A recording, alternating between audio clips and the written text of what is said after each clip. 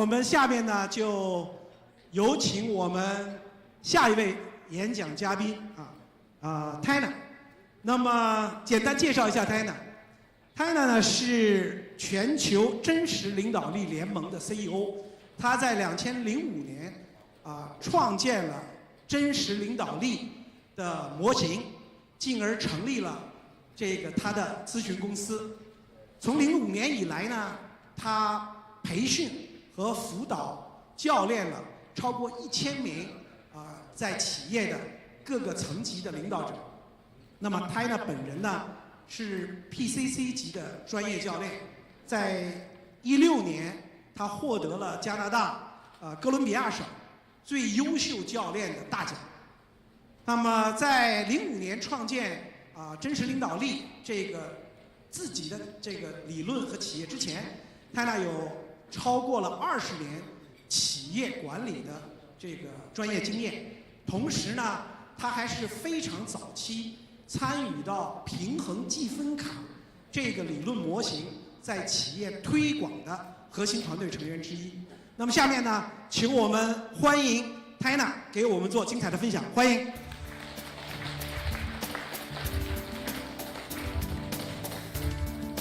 Thank you. Thank you, James. Thank you.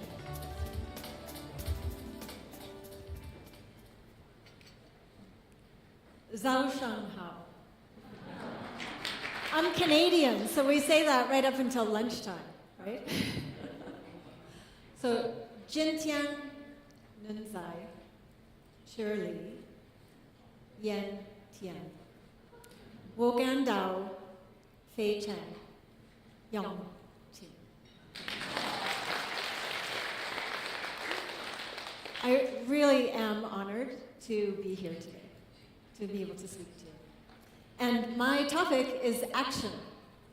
And thank you, JF, wherever you are, for setting me up perfectly, because the action that I'll be talking about is focused on authentic leadership.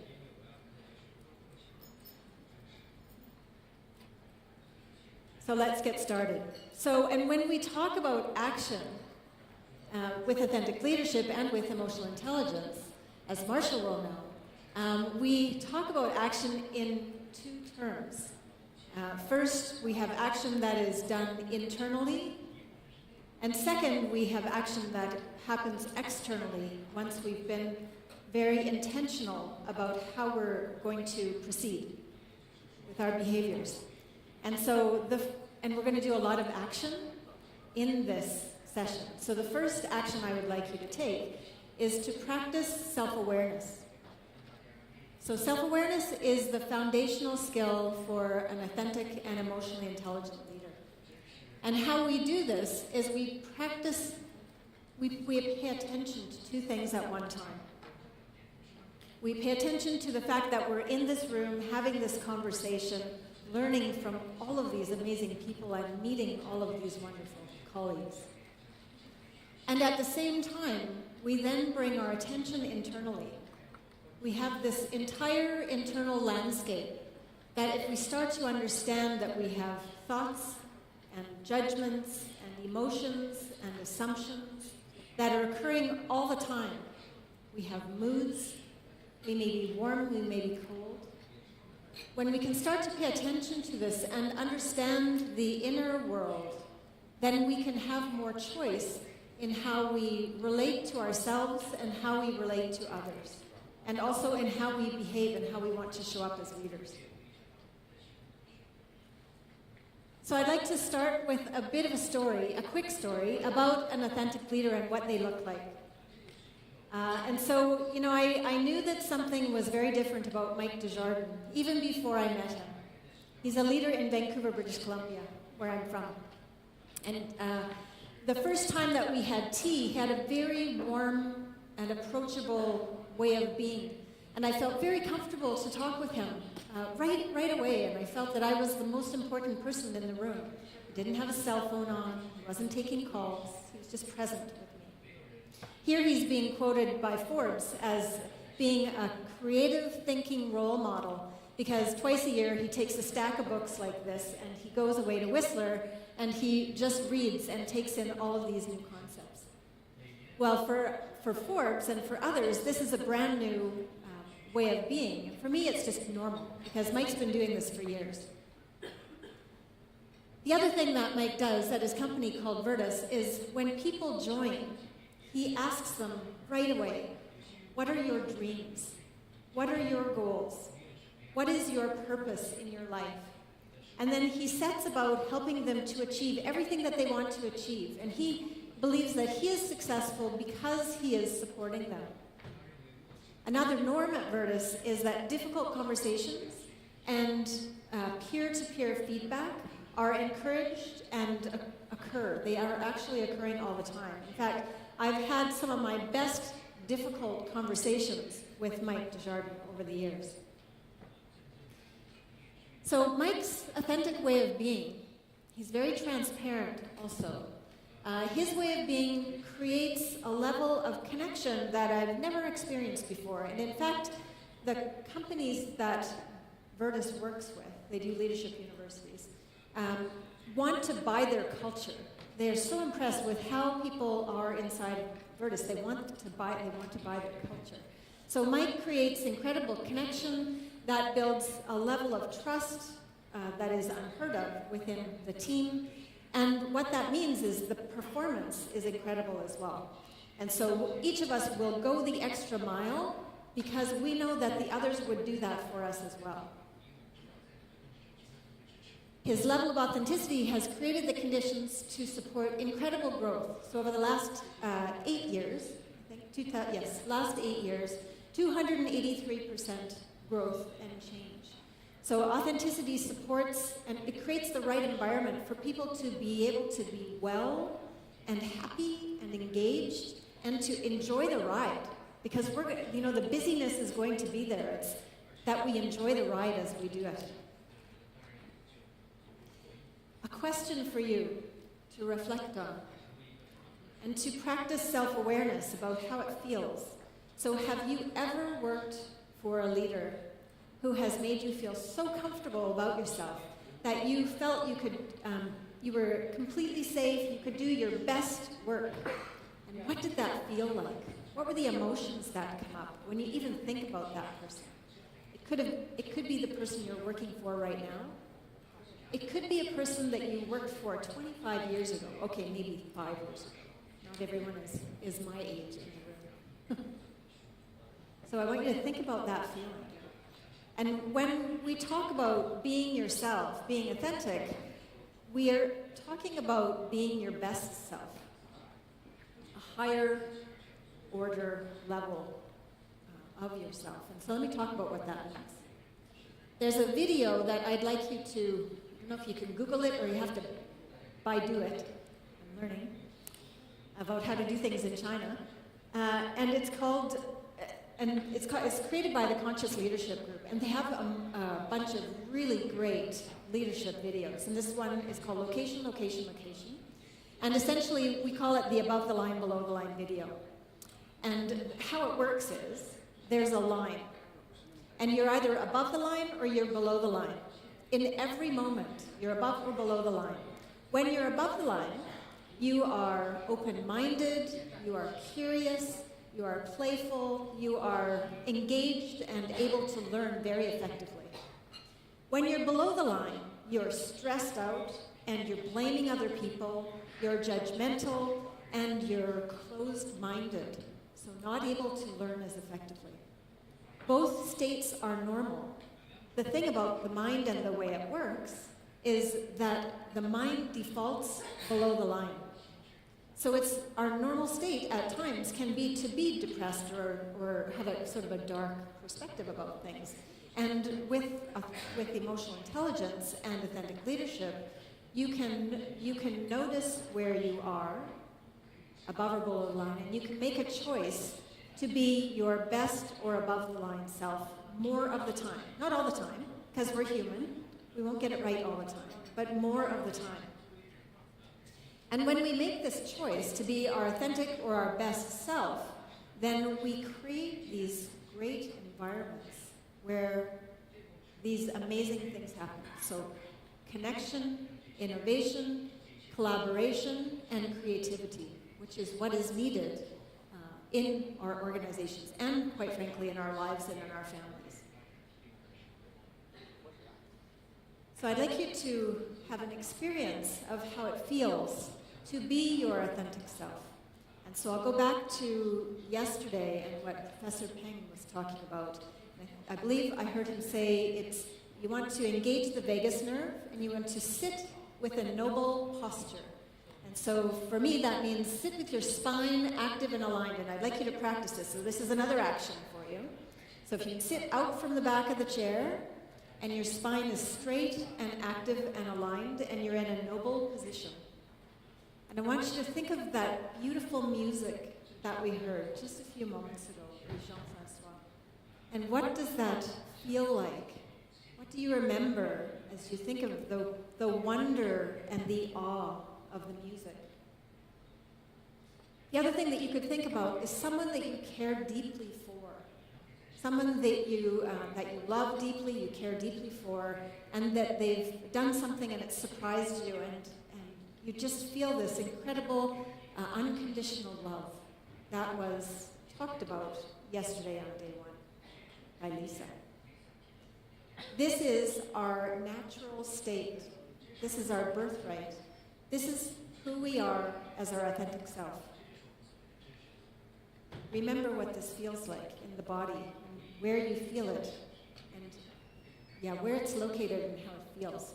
Because this is your natural state, rather than worry and anger and fear. All of those things are occurring and they're taking you off your center of who you are.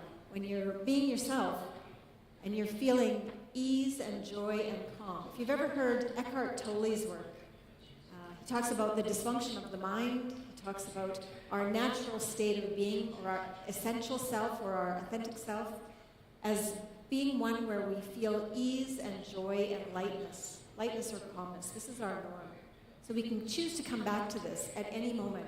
And all we have to do in terms of action is notice when we're worried, notice the thoughts that are arising for us, relax the belly, sigh with relief, and come back to feeling ease and joy and calm. So this is practice for you that you can start in more moments today and for the rest of your life. The more you practice in normal day-to-day conditions, the more you'll be able to bring this in when you're in a really stressful situation to help you recenter and to gain your perspective.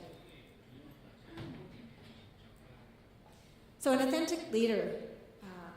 So this is a definition from an emotional intelligence assessment report. And if you haven't had an emotional intelligence assessment or been to training, I encourage you to all to partake in it. Very important.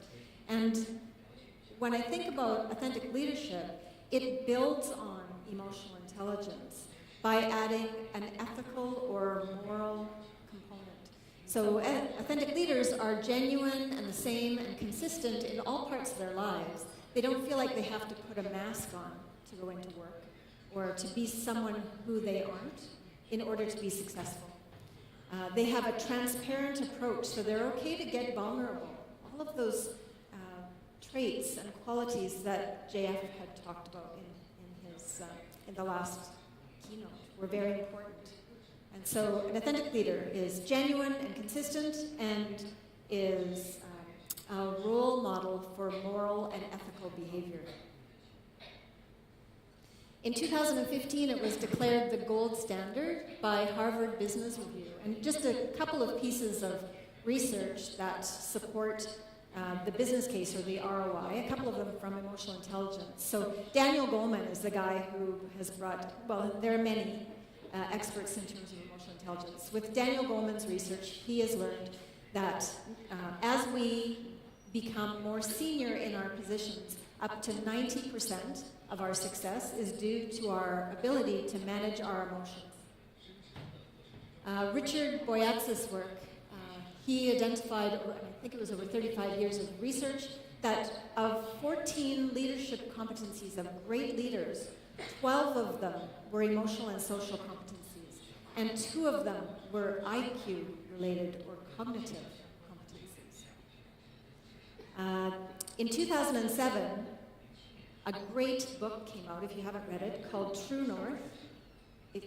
True North, Discover Your Authentic Leadership, by Bill George and Peter Sims out of Harvard Business Review. And they interviewed 125 very effective leaders who they identified as authentic using certain criteria. And the results were overwhelming, and that without exception, each one of those leaders said that their success was in large part due to the fact that they were authentic. They had learned to be authentic and to be understated and to just get the work done and to create the right conditions to empower their employees along the way. So gold standard. So 2 reasons why authentic leadership has been declared the gold standard is that, number 1, it is a way of being of a leader, and I take a very broad definition of leader. I think each one of us are leaders. It doesn't need to be the CEO. It's any one of us who's willing to step up and influence others. So it's authentic leaders create great environments where people can feel safe to do their best work. And the second reason is that it allows people to be both happy and engaged and well as they manage the sheer volume of the day-to-day work, as well as the ambiguity and the change and all of the things that are going on within organizations. So I'd like to talk to you about a couple of other things today. 3 ways that authentic leadership unleashes potential, and 5 actions that you can take and start to use today, and you can use at work and at home and for the rest of your life. So 3 ways that authentic leadership unleashes potentials. The first way is that authentic leadership supports individuals to realize their full potential. And it was interesting in JF's presentation where I'm pretty sure I heard that millennials particularly want to have self-actualization. And so I'm seeing that movement in individuals, in whoever they are, regardless of sort of generation or age, is that this is Maslow's hierarchy.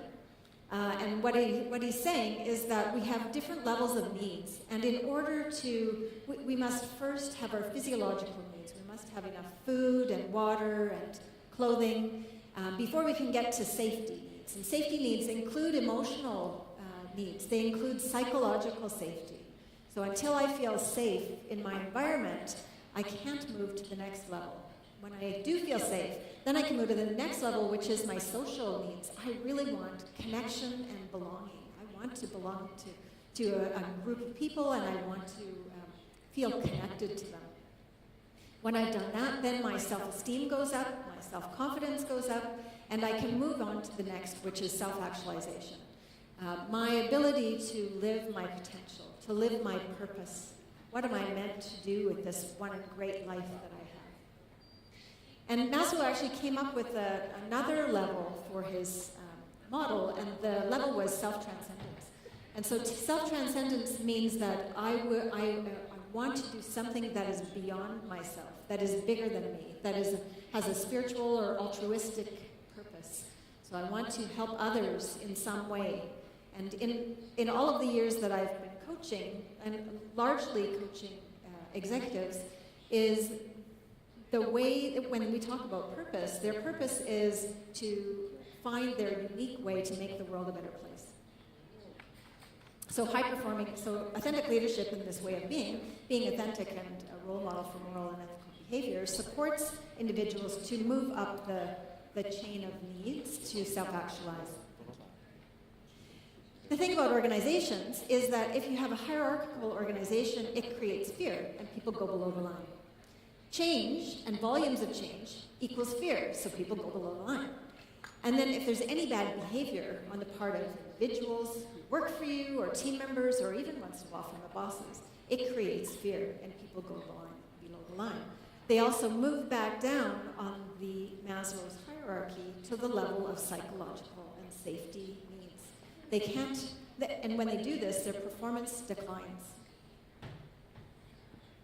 So the more senior role that you have, the harder you have to work at being even more approachable, because you walk in the room and people are already afraid of you. They've heard that you have this position of power, and so assume fear and walk in with a warm approach. You're still going to get, you're going to get different results with a warm approach versus a stern approach, and I'll show you the neuroscience of those in just a moment. High-performing teams are founded on trust. So this is Patrick Lencioni's work. And trust is at the base of this model. When you have trust with team members, you're able to have healthy conflict about ideas. And then people will commit, even if they don't agree with all of the decisions, they'll commit and move forward. When they commit, they will be okay with the discomfort of holding their peers accountable. And they will focus on the overall team results. And they'll override their own ego and their own results to go to focus on what is right for the team. When people have true trust, they can focus their energy on the work and not worry about all the other stuff. I don't have to manage the politics, I don't have to be scared, all the things that are going on. High-performing China. I believe that authentic leadership can help to support the goals that President Xi has set out. So my understanding is that by 2021, so the goal is to improve the living conditions for the people of China, and to, by 2021, to have moderate prosperity, and by 2049, to have a fully developed and advanced nation. And authentic leadership sets the tone for an even greater country and greater China. And it supports things like family first, and being able to be flexible, and having strong relationships, and having a balanced way through the golden mean. Jack Ma, who has recently stepped down as chairman, one of his 10 rules for success is about being himself. So under number 5, he talks about being inspired by Whitney Houston's song from The Bodyguard, and what he was inspired by was her saying, in her singing, she talked about sing naturally, sing as yourself, be yourself. And so this was one of his top 10 rules for success. The world needs some course corrections. And by all of us stepping up and being role models for moral and ethical behavior and supporting others to do this, then we can all do our part to support.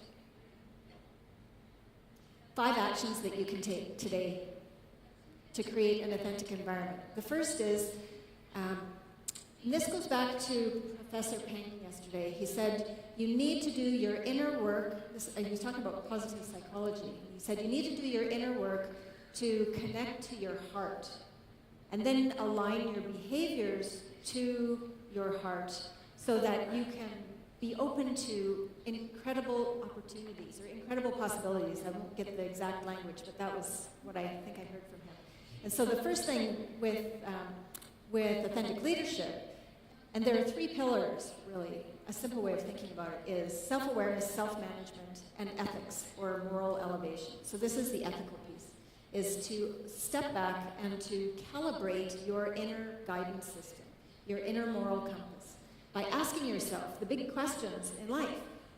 Who am I when I'm at my best, at my authentic self?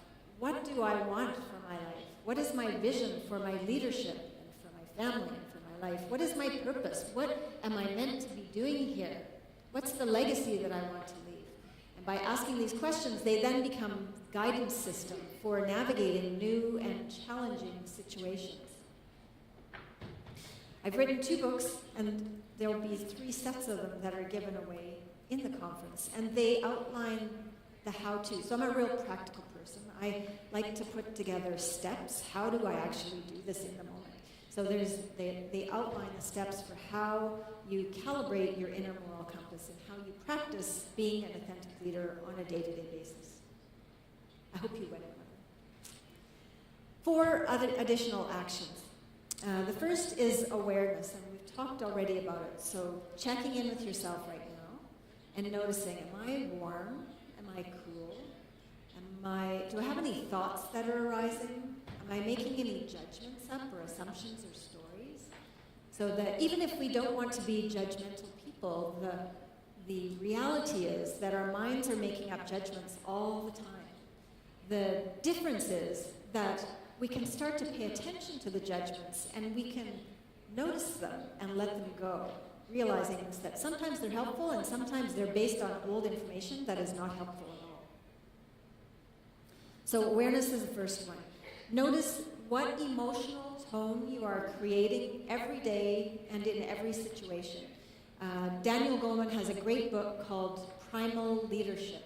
And he says the primal or most important job of a leader is to create a positive emotional tone because it's contagious. And to bring that emotional tone into the organization so that people feel safe and comfortable to do their best work. Number one and most important job of leaders. So an action for you, these are called the 4 A's, and 4 A's of awareness. And JF, I think he also talked about aha moments, or Marcia, you might have talked about aha moments, thank you. So I talk about aha moments or awakenings, and so this is a practice of personal inquiry and self-awareness. And how it works is, so there's a leader in an organization, and this leader is looking at their technology all the time, and they're not putting it down and being present for their employees. Sound familiar? So they get feedback from someone, from someone else, from a peer or from their, and this could be a child giving a parent feedback, or it could be a parent giving a child feedback as well. I really want your attention, please put it down. So that creates an awakening. Oh, I am doing that. I'm realizing that I'm waiting for that little red dot to show up and I need to get rid of it right away, right? I need to look. And so once we are aware, we have this awakening or aha moment, then every time it happens, we will have continued or deepening awareness. So the leader becomes aware that when someone comes to their office and wants to talk to them, oh yeah, I am looking at my phone, or I am looking at my computer, I am on, I'm talking to someone else, and I realize that I'm doing this and I can't stop it. And so they take action. They take action internally by overriding their impatience and their frustration and their need to do what they want. And they take action then externally by putting the phone down and staying present for the person and starting to ask some questions. And when they do that, they get a completely different response from the individual. The individual feels heard, and they feel respected, and they feel empathy from the leader. So it's a cyclical, I just use this example to demonstrate the 4 A's, the 4 A's of authenticity. It either starts with an awakening, when someone gives you feedback or you realize something that you didn't know about yourself, or it'll start with a growing awareness. Oh yeah, I'm noticing that I'm spending a lot of time on my phone right now, or a lot of time on some kind of technology. I wonder what the impacts are on others. So it's a practice that you can use on an ongoing basis to understand yourself and then to start to make changes. The second action is choice. So choose a warm way of being and treat everyone with respect and kindness. I love what JF was saying about that there was one company, I think it was Netflix, where they said, you have to pick up the the garbage off the floor. Well, I would say you also have to be respectful of everyone who works in an organization. In the same way, I want to be respectful to the person who's cleaning the streets, who is serving the food, who is the CEO, who is an executive, with the same level of respect. So you get a very different reaction from an individual when you have an above-the-line approach, a warm approach, or a below-the-line or stern. And I'll just talk a bit about the neuroscience of each of those. So with a stern or abrupt or abrasive tone or posture, and it shows up in your tone, it can often show up in your facial expressions. A furrowed brow can make people feel intimidated. Just the furrowed brow or the wide eyes. So being aware of that. Your body language will create stress and fear. The mind goes below the line, and the person's walking on eggshells, and they can't do their best work. Their productivity will be lower, and they're nervous, and they're not effective in the conversation with you. They're not effective with your clients. Whereas if you use a warm or an approachable tone, an authentic tone, then you have a very different reaction in the brain. So with the first one, you have cortisol and stress hormones pumping through the body. And with the second, you have endorphins and dopamine and serotonin. And this creates the conditions for more effective learning, for more effective behavior, and for higher productivity in your employees. So be aware and be very choiceful or intentional about the emotional tone that you set. And if you're an HR practitioner, the emotional tone that your managers or internal clients are setting. Just got a couple more minutes, but I just want to share this quickly. So this is kind of a busy image, and I want to share it with you anyway. So this is called the arc of intense energy. It's what happens in the body when we get triggered. There are two axes. There's an axis at the bottom, which is happening in seconds, and there's an axis going up the side, which is the level of discomfort in the body. So we get triggered by something. Something happens. Someone yells at us, or we get intimidated by something, get thrown, and the cortisol and adrenaline start pumping in the body, and there will be physical cues that happen in the body, physical cues. So things like sweaty palms, or you get tense in the shoulders, or you can't speak properly. Something will happen for you. And when you get so uncomfortable, so the top of the curve is not peak performance, it is peak discomfort. So when it's so uncomfortable in the body, the discomfort, your body will do anything to calm itself down. And what it does is it reacts, often using an old automatic pattern from childhood, and one that is not always effective. Often it's not effective. So these are the kinds of situations where you think, oh, I wish I would not have behaved that way. And it's already happened, and it's too late. So what you can do is, we call it the ABCs of self-managing. This is from emotional intelligence as well. And so when you get triggered, and if you can start to practice awareness of the kinds of situations where you get triggered, and also what happens physiologically for you, because that is your early warning signal that something is going to happen. So then when you're getting stressed, and you either go into one of your three stress patterns, fight, flight, or freeze, I want you to remember Professor Ping's advice is to sit with the noble posture, and what that does is it engages the vagus nerve. And there's something about it that calms the nervous system. And when you do that, to deepen your breathing.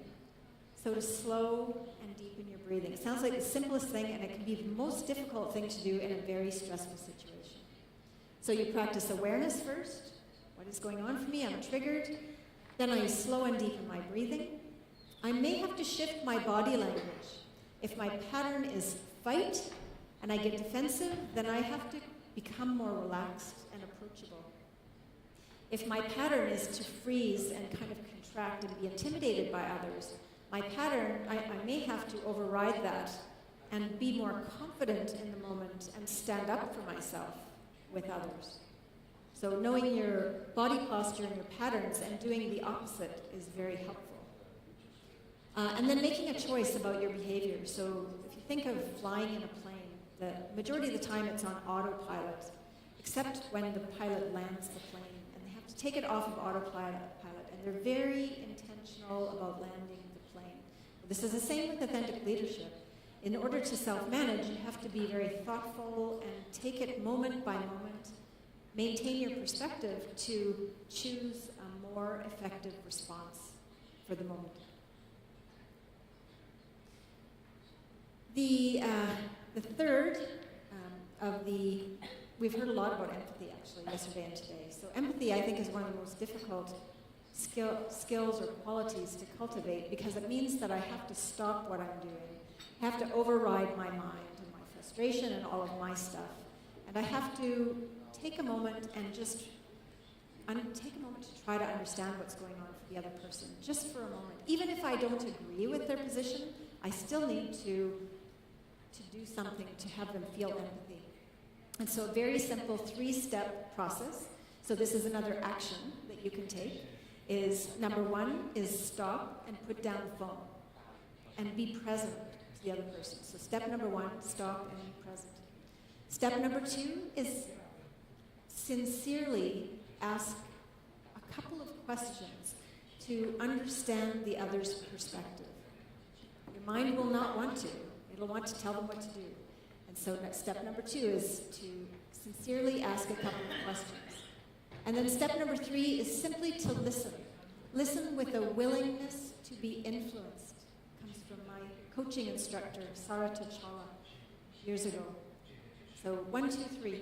Very simple process for practicing empathy. And notice the impact on the other person and how it changes for them, because they will feel heard and they'll feel like they're important to you at that moment. And then the final action is to practice. And so practice by having authentic conversations. Practice being real. Find someone, if you're not comfortable being real with your boss or authentic, you're still nervous, find a friend who you feel really comfortable with, being yourself, and practice being yourself. Just spend time there. Because when you cultivate authenticity in places that it feels safe, over time, when you get into the situations and you need to call your boss on their behavior or give peers some feedback where what they're doing just does not seem like it's the right and ethical thing, then you'll have the courage to be able to do it. You might not get it perfectly the first time, but you still have the courage to be able to do this. Coaching supports all of this. So I'm a coach, and I love coaching, and creating a coaching culture inside of your organizations will support the growth of authenticity and cultivating an authentic environment. And what coaching does, as Marcia alluded to when she spoke this morning, is that it is about looking at mindset first. And how do we shift mindset? I love the part about the crack in the ego. That was very helpful for me. I'm looking forward to getting your books. That when there's a crack in the ego, then you have the possibility for change. Once you have the possibility for change, then you can look at new habits of thoughts and behaviors. So practice for you, and then I'll be done. I'll wrap up. Practice, since this is we're talking about coaching, I'll give you a practice from a coaching approach. The first step is I'd like you to practice finding one person. We just have the rest of the afternoon today. But find one, and it's such a great place to feel safe with all of these wonderful people here. Find one person and practice being yourself. Share something that's a little bit more than you'd be willing to share normally. And notice how that feels. What does it feel like in the body? Notice the impact on the other person and the quality of the connection that you're creating. And then ask yourself, what are you learning about yourself? And what might you do differently next time with another person if you want to create connection? Or with an employee who works with you, or with your boss, or with an internal client, if you're an HR practitioner. And as JF said as well, he set me up well for this, is I just believe that my understanding is there are 1.4 billion people in China. And so there's a huge opportunity for us to work together and to support them as they learn and grow by creating coaching cultures, by being authentic leaders, each one of us, and taking this out to the world and in our workplace and also in our families. 谢谢。